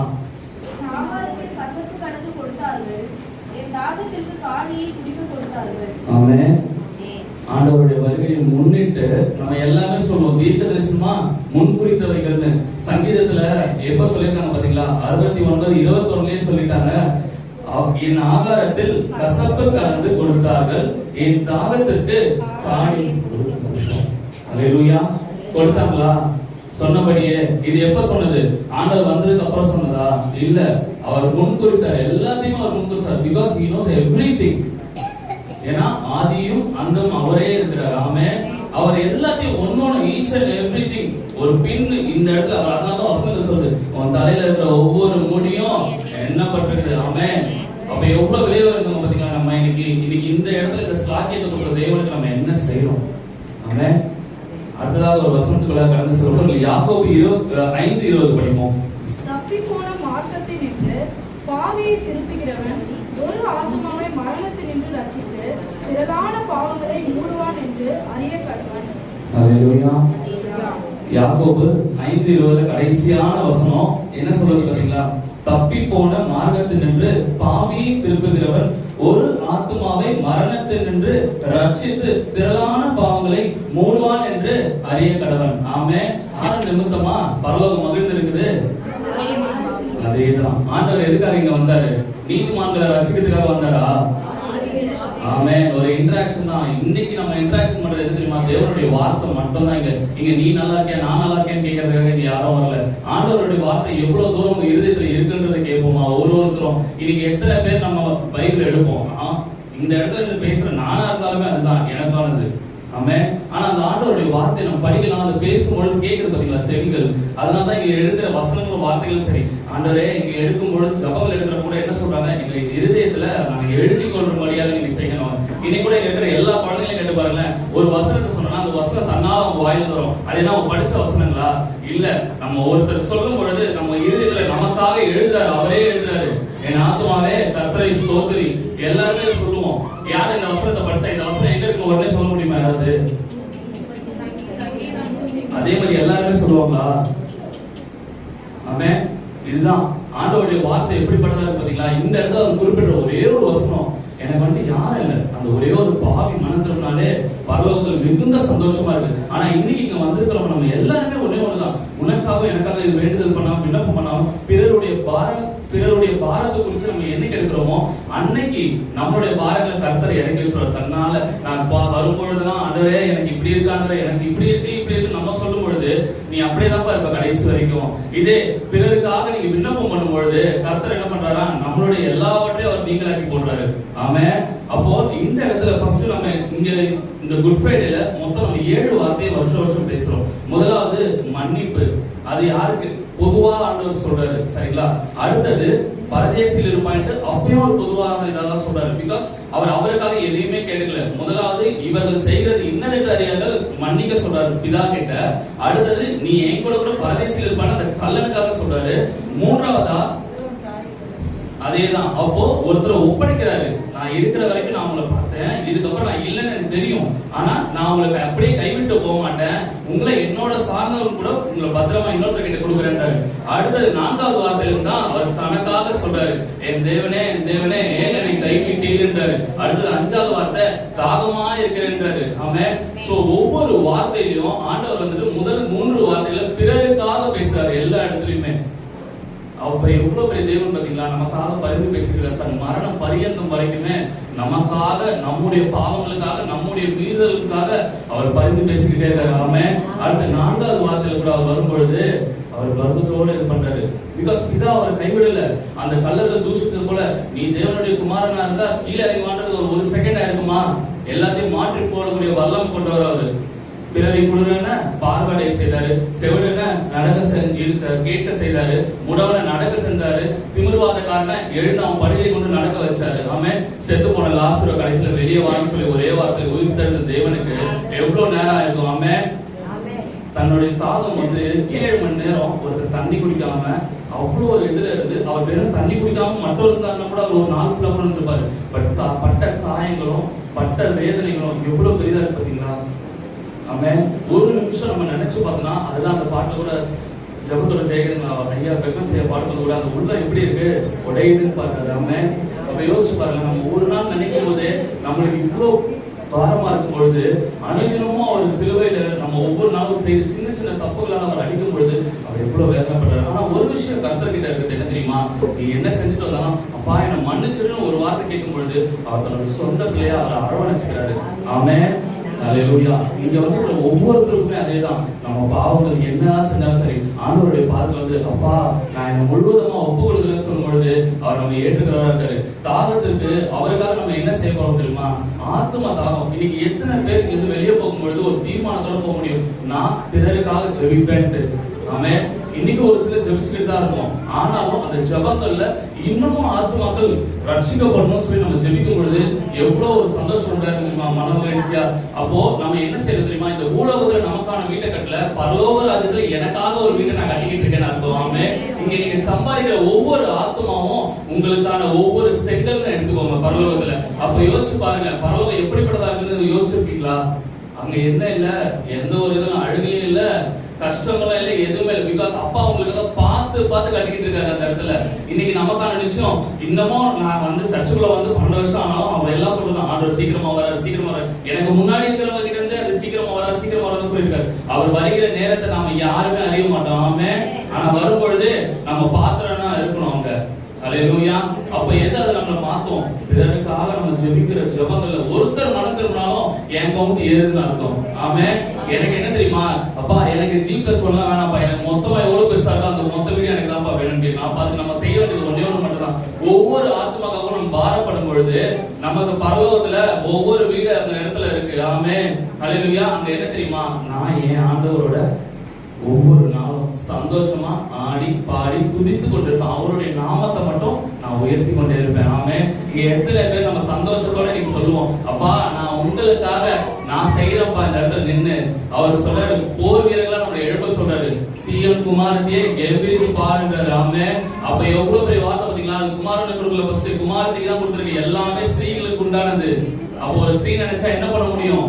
தான் சொந்த கையால ஒரு வீட்டை கட்டவும் முடியும், இடிக்கவும் முடியும். அல்லேலூயா. அப்ப இங்க வந்திருக்கிறவங்க ஸ்திரீகள் அதிகமானவர்கள். அப்ப உங்க ஜெபங்கள் எப்படிப்பட்டதா இருக்கணும் தெரியுமா? ஆத்துமாக்களுக்காக பாரப்படணும், குடும்பத்துக்காக ஃபர்ஸ்ட் பாரப்படணும், அடுத்தது நம்ம மத்தவங்களுக்காகவும் பாரப்படணும், கடைசியா தேசத்துக்காகவும் பாரப்படணும். இங்க அநேக போராட்டங்கள் நடந்து கொண்டு இருக்குது. இதை மாற்றக்கூடிய வல்லமை யாருக்கு தெரியுமா இருக்கு?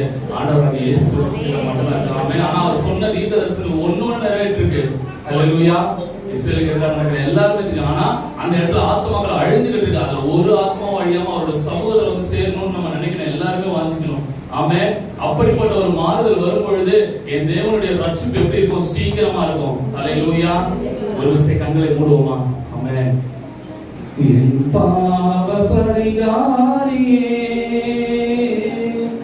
என் ஜீவ உபகாரியே, என் பாவ பரிகாரியே, என் ஜீவ உபகாரியே, இறையேசுவே மறைமாறியே, இறையாசி அருளீரையா, இறையேசுவே மறைமாறியே,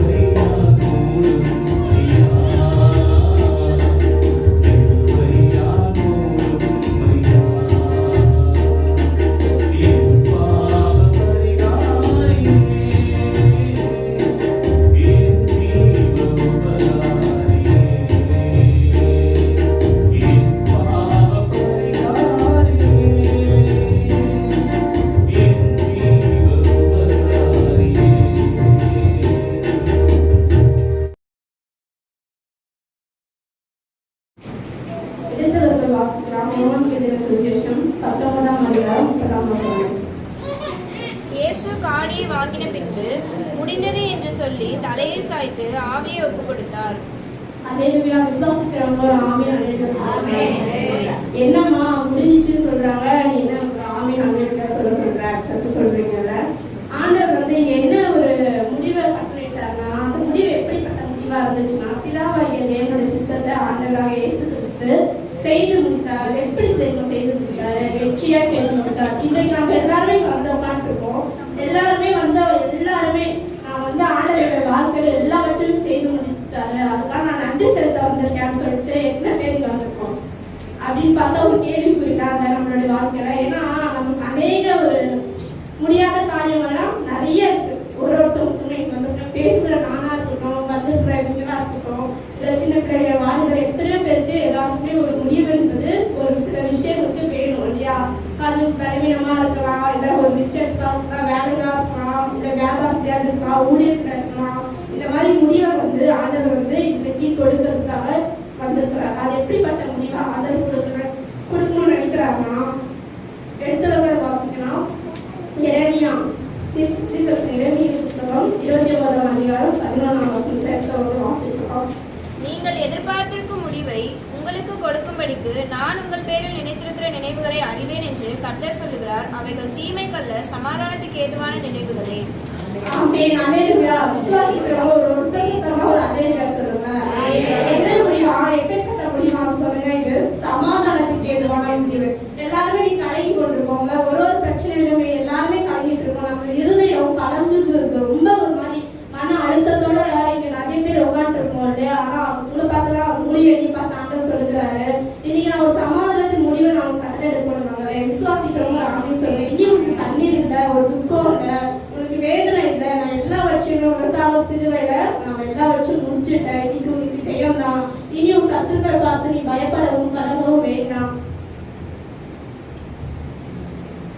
உன் சத்துருக்களை பார்த்து நீ என்ன பண்ணக்கூடாது? பயப்படவும் கலங்கவும் வேண்டாம். தைரியத்தோட நம்ம என்ன பண்ணணும்? இன்னைக்கு கர்த்தர் கூட இருக்கிறாரு, கர்த்தர் எனக்காக யாவும் செய்து முடித்தார் என்ற விசுவாசத்தோட நம்ம என்ன பண்ணணும்? எல்லாவற்றையும் மேற்கொள்ளும் போது கர்த்தர் என்றனால உங்களுக்கு ஒரு வசனம் கொடுக்குறாரு. இன்னைக்கு ஒரு தீர்க்க தரிசனமா கர்த்தர் இன்னைக்கு ஒரு வாக்கு கொடுக்குறாரு. அது என்ன வாக்குன்னு சொல்லிட்டு எடுத்தவங்க வாசிக்கலாம். ஏசாயா 60:20 வசனத்தை எடுத்தவங்க வாசிக்கலாம். நிறைய பேருக்கு எல்லாருக்கும் மனசுல தோணும் ஒரு விஷயம் தான் என்னன்னா, கர்த்தர் வந்து நித்திய விஷயமா எடுக்கப்படுறாரு. ஏசாயா 60:20 எடுத்து வாசிக்கிறோம். சூரியன் இனி அஸ்தமிப்பதும் இல்லை, சந்திரன் மறைவதும் இல்லை, கர்த்தரே உனக்கு நித்திய வெளிச்சமாய் இருப்பார். உன் துக்க நாட்கள் முடிந்து போகும். ஆமென் அல்லேலூயா. விசுவாசிக்கிறீங்களா? எத்தனை பேர் இன்னைக்கு துக்க நாட்கள் முடிந்து போகணும்னு வந்திருக்கீங்க? எல்லாரும் கொடுத்த சத்தமா கரங்களை தட்டி எழுசப்பா மகிமைப்படுத்துவோமா? ஏன்னா உங்களோட துக்க நாட்கள் எல்லாமே முடிஞ்சிச்சுனால என்னோட துக்க நாட்களும் வேதனும் கண்ணீரும் குழப்பம் எல்லாவற்றையும் நான் இன்னைக்கு ஒரு முடிவை கட்டளையிட்டுட்டேன். ஏன்னா நான் உனக்கு நித்திய வெளிச்சமா இருக்க போறேன். இனி வந்து உன் சூரியன் அஸ்தமிப்பதில்லை, உன் சந்திரன் மறைவதில்லை. ஏன்னா கர்த்தராக இயேசு கிறிஸ்து வெளிச்சம் இன்னைக்கு இங்க இருக்க ஒவ்வொருத்தர் மேலேயும் வீச போகிறது. நம்ம எப்பேற்பட்ட முடிவா இருக்கலாம், என்னோட முடிவை யாருக்கும் நான் சொல்ல முடியாது அப்படின்னு நினைச்சு கூட இருக்கலாம். ஆனா இன்றைக்கு சமாதானத்துக்கு ஏதுவான முடிவை தேவன் இன்றைக்கு கட்டளையிடுகிறதா இருக்கிறார். விசுவாசிக்கிறவங்க என்னோட சேர்ந்து இந்த பாடல் பாடணும். நம்பிக்கையோட பாடுங்க. கர்த்தர் இன்றைக்கு எல்லாவற்றுக்குமே இந்த முடிவு கட்டளையிடுவாரு. எல்லாருக்கும் தெரிஞ்ச பாடல் தான். முடிந்தது, எல்லாம் முடிந்தது, என் இயேசு சிலுவையில் சொன்னதெல்லாம் முடிந்தது.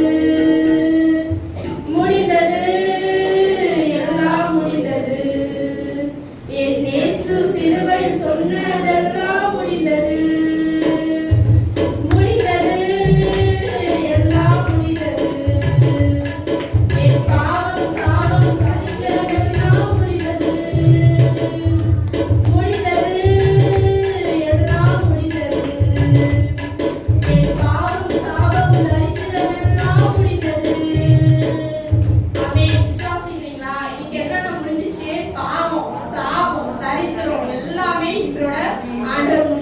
இன்றைக்கு சரி எல்லாமே முடிஞ்சிட்டா அப்புறம் என்ன ஸ்டார்ட் ஆகும்?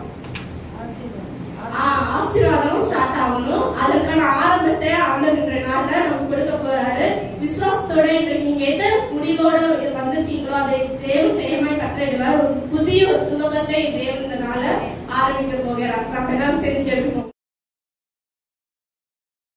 அடுத்ததாக 7வது வார்த்தையாக இயேசு சொன்னாரு, பிதாவே உம்முடைய கையில் என் ஆவியை ஒப்புவிக்கிறேன். பிதாவே என்னுடைய ஆவியையே யார் கையில ஒப்பு கொடுக்கிறேன்? உம்முடைய கரத்துல ஒப்பு கொடுக்கிறேன் என்று ஆண்டவர் சொல்லுகிறார். எனக்கு பிரியமானவர்களே, இந்த வசனங்களை குறித்து நாம் கொஞ்சம் பார்த்து நாம் முடித்துள்ளோம். குறித்த நேரத்தில் ரோமருக்கு எழுதின நிருபம் 12ஆம் அதிகாரம் 1ஆம் வசனம். ரோமர் 12:1. அப்படி இருக்க சகோதரரே, நீங்கள் உங்கள் சரீரங்களை பரிசுத்தமும் தேவனுக்கு பிரியமுமான ஜீவ பலியாக ஒப்புக் கொடுக்க வேண்டும் என்று தேவனுடைய இரக்கங்களை முன்னிட்டு உங்களை வேண்டிக் கொள்ளுகிறேன். இதுவே நீங்கள் செய்யத்தக்க புத்தியுள்ள ஆராதனை. அல்லேலூயா. என்ன சொல்றாரு? அப்படி இருக்க சகோதரரே, அருமையான சகோதர சகோதரிகளே, உங்களை பார்த்து ஆண்டவர் சொல்றாரு, நீங்கள் உங்கள் சரீரங்களை பரிசுத்தமும் தேவனுக்கு பிரியமுமான ஜீவ பலியாய் ஒப்பு கொடுக்க வேண்டும் என்று. சகோதர சகோதரிகளே, உங்க இருதயங்களை ஜீவ பலியாய் ஒப்பு கொடுக்க சொல்றாரு. இன்னைக்கு உங்கள் இருதயம் கிழிக்கப்பட வேண்டும். ஆண்டவர் அதுதான் பார்க்கிறார். உங்க இருதயம் கிழிக்கப்பட, அதான் சொல்றாரு. அப்படி இருக்க சகோதரரே, நீங்கள் உங்கள் சரீரங்களை பரிசுத்தமும் தேவனுக்கு பிரியமாய் ஜீவ பலியாய் ஒப்பு கொடுக்க வேண்டும். பரிசுத்தமும் ஜீவ பலியாய் நம்ம ஒப்பு கொடுக்கணும். பழைய காரியங்கள் எல்லாவற்றையும் என்ன செய்தீங்க? அகற்றி போட்டு புதிய காரியங்களை, ஆண்டவருக்கு பிரியமான காரியங்களை உங்களுடைய இருதயங்களிலே, உங்களுடைய வாழ்க்கையிலே காண்பிக்க வேண்டும் என்று ஆண்டவர் விரும்புகிறவராக இருக்கிறார். அப்போ ஜீவ பலியாய் ஒப்பு கொடுக்க வேண்டும் என்று தேவனுடைய இரக்கங்களையும் முன்னிட்டு உங்களை வேண்டிக் கொள்ளுகிறேன். என்ன செய்தாரா? தேவனுக்கு இரக்கங்கள் கொண்டு விளக்குவது சொல்றாரு. அதுக்கு அடுத்தபடியாக சொல்றாரு, இதுவே நீங்கள் செய்யத்தக்க புத்தியுள்ள ஆராதனை. புத்தியுள்ள ஆராதனை. பயத்தோடு நடுக்கத்தோடு அவர் சமூகத்துல வந்து நில்லுங்கள் தான் சொல்றாரு. நீ பயம், இருதயத்துல பயம் இருக்கும். இது தேவனுடைய சமூகம், இது தேவன் இங்கே உலாவுகிற இடம் என்று சொல்லி ஒரு பயத்தை உன் இருதயத்துல கொண்டு வரணும். அதுதான் புத்தி பேசக்கான காரியங்களை இன்னைக்கு நிறைய பேர் செய்து கொண்டிருக்கிறாங்க. இதெல்லாம் நம்ம பரலோகத்துக்கு போயிடலாம். அதெல்லாம் போறாங்க. வேதாகமத்துல சொல்ற வார்த்தைக்கும்படி நீங்க கேட்பீங்க. மனுஷனுடைய வார்த்தை உங்களுக்கு வேண்டாமா? உங்களை நான் தயவு செய்து சொல்றேன், வேதம் என்ன சொல்லுதோ அதன்படி நடங்க. உன் வாழ்க்கையை நீ பரிசுத்தமா நீ காத்துக்கொள்ளுங்க. அப்போ ஆண்டவர் உன் மேல பிரியமா இருக்கிறார். அல்லேலூயா. உன் வாழ்க்கையை நீ பரிசுத்தமா காத்துக்க சொல்றாரு. அடுத்ததாக பேதுரு 1:4. அவர் இயேசு கிறிஸ்து மரித்தோரிலிருந்து எழுந்ததினாலே அழியாததும் மாசற்றதும் வாடாததுமாகிய சுதந்திரத்திற்கு ஏதுவாக ஜீவனுள்ள நம்பிக்கை உண்டாகும்படி தமது மிகுந்த இரக்கத்தின்படியே நம்மை மறுபடியும் ஜெனிப்பித்தார். என்ன செஞ்சாருமா? அவர் இயேசு கிறிஸ்து மரித்தோரிலிருந்து எழுந்ததினாலே அவர் என்ன செஞ்சிட்டாரு? மரித்தாரு, எழுந்துட்டாரு. இன்னைக்கு செத்துட்டாருன்னு இல்ல. இன்னைக்கு ஆண்டவர் உயிரோடு எழுந்து அவர் முதலாவது எங்க போய் காவலில் இருக்கிற அந்த ஜனங்களுக்கு போய் சுவிசேஷம் சொன்னார். நோவா காலம், மோசே காலத்துல இருக்கிற அந்த ஜனங்களுக்கு சுவிசேஷம் சொல்ல போனாரு. அவர் மரிக்கல.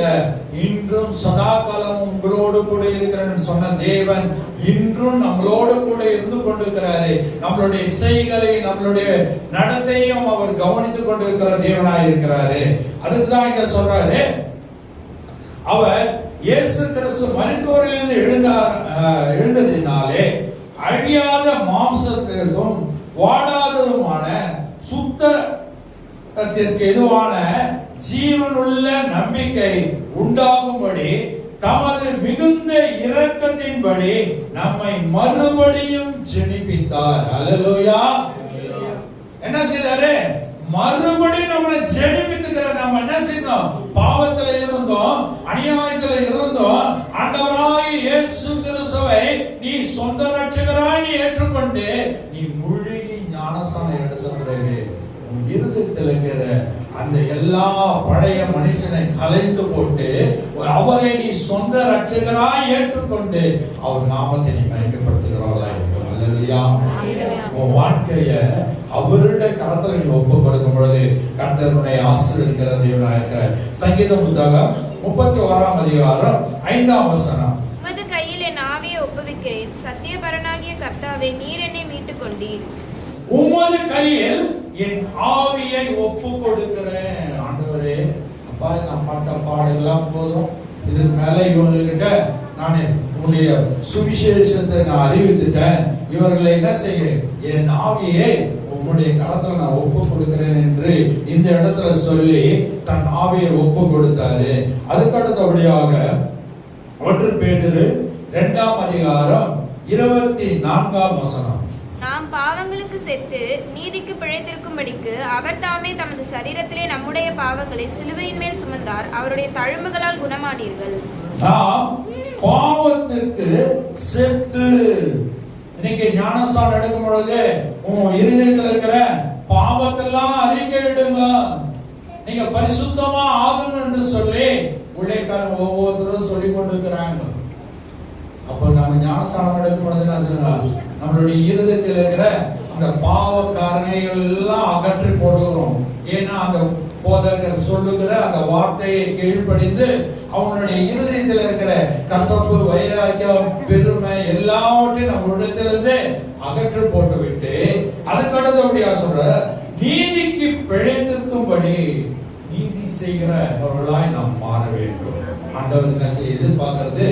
நீதியை தான் விரும்புகிறார். அநியாயத்தை அதான் சொல்றாங்க, அநியாயம் செய்கிறவன் அநியாயம் செய்யட்டும், அநியாயம் செய்யட்டும், நீதி செய்கிறவன் நீதியை செய்யட்டும். அதுதான்மா, நீ அநியாயம் செய்தா உனக்கு ஏற்ற பலன் என்ன இருக்குது? உன் பின்னாடியே வந்து அது ஞாபகம் வச்சுக்கணும். நீ மற்றவர்களுக்கு அநியாயம் செய்து நீ இருந்தீனா உனக்கு பின்னாடி வருதுன்னு நான் நினைச்சுக்கணும். நீதியை செய்தீனா உன் பின்னாடி ஒரு ஆசீர்வாதம் வருது. அல்லேலூயா. உனக்கு ஆசீர்வாதம் வரப்போகுது. நீ நீதியை செய்தா உனக்கு ஆசீர்வாதம் கிடைக்கும். அநியாயம் செய்தா உனக்கு அநியாயம் தான் நடக்கும். எனக்கு அருமையான சொல்ல அப்புறம் அவர் சொல்ற அவர் தாமே தமது சரீரத்திலே நம்முடைய பாவங்களை சிலுவையின் மேல் சுமந்து அவருடைய தழும்புகளாலே குணமானீர். என்ன சொல்ற? நம்மளுடைய மீறுதல்கள், நம்மளுடைய பாவங்களை மாட்டினாரே, சிலுவையில கொண்டு போய் அவர் மறிச்சாராங்க. அந்த சிலுவையில நம்மளுடைய பாவங்களுக்காக, நம்மளுடைய குற்றங்களுக்காக அவர் பலியானார். பலியானது பிறகு நம்மளுடைய பாவங்களை அவர் என்ன செய்றாரு? அதான் சொல்றாரு, அவருடைய தழும்புகளாலே குணமானோம். அவருடைய தழும்பு இன்னைக்கு 5 காயங்கள் உள்ள தேவன். தலையில் முடியிலே முள்முடி, கைகளிலே ஆணி, கால்களில் என்ன இருக்குது? ஆணி. விழாவில் என்ன குத்துனாங்க? ஈட்டினால் குத்துனாங்க. அவர் ராஜாதி ராஜாவா இருக்கணும். அவர் அரசாள வேண்டிய ஒரு தெய்வம். இன்னைக்கு யாருக்காக? அவரு நம்மளுடைய பாவங்களுக்காக, நம்மளுடைய மீறுதலுக்காக தண்ணியை பலி கொடுத்து இன்னைக்கு அவர் இருக்கு நமக்கு விடுதலையை கொடுத்து விட்டு சென்றார். இன்னைக்கு ஆண்டவராகி இயேசு கிறிஸ்துவையும் நம்மளுடைய மீறுதலுக்காக, நம்மளுடைய பாவங்களுக்காக இந்த நாளிலே நாம் அவரை சிலுவையில் நாம் ஒப்பு கொடுத்திருக்கிறோம். நம்மளுடைய பாவங்களுக்காக அவரை ஒப்பு கொடுத்திருக்கிறோம். நம்மளுடைய தேவன் நம்மளுடைய பாவங்களுக்காக, நம்மளுடைய மீறுதலுக்காக அவர் தன்னையே பலியாக கொடுத்து தன்னுடைய கடைசி சொட்டு ரத்தமும் தண்ணீரும் அவர் உடம்பில் இருந்து ஈட்டி குத்தும் பொழுது அவர் விழாவில் இருந்து எலும்பிலிருந்து என்ன வந்தது? தண்ணீரும் ரத்தமும் வந்துச்சு. அவர்கிட்ட ஒரு சொட்டு ரத்தம் கூட எடுத்துட்டு போகல. ஒரு சொட்டு கூட ரத்தம் எடுத்துட்டு எல்லாத்தையும் இங்க என்ன செய்யற பூமியில கொடுத்து விட்டு போயிட்டாரு. பிரியமானவர்களே, இந்த நாள்ல நீங்க கேட்டீர்கள், உங்களுடைய வாழ்க்கையில வருஷம் இந்த குட் ஃப்ரைடே நம்ம ஆராதித்து கொண்டிருக்கிறோம். இந்த இடத்தை விட்டு போகும்பொழுது உங்களிடத்தில் ஒரு மனம் மாறுதல் காணப்படும். நானும் ஆண்டவருக்கு பிரியமான மகனாய் இருப்பேன், நான் சாட்சியாய் இருப்பேன், ஆண்டவருடைய நாமத்தை நான் உயர்த்தி பிடிப்பேன் என்று சொல்லி ஆண்டவருக்கு வைராக்கியம் உள்ள பிள்ளைகளாய் நீங்கள் இருக்கும் பொழுது கர்த்தர் உங்களை ஆசீர்வதிக்கிறது. நாம் ஜெபம் செய்வோமா?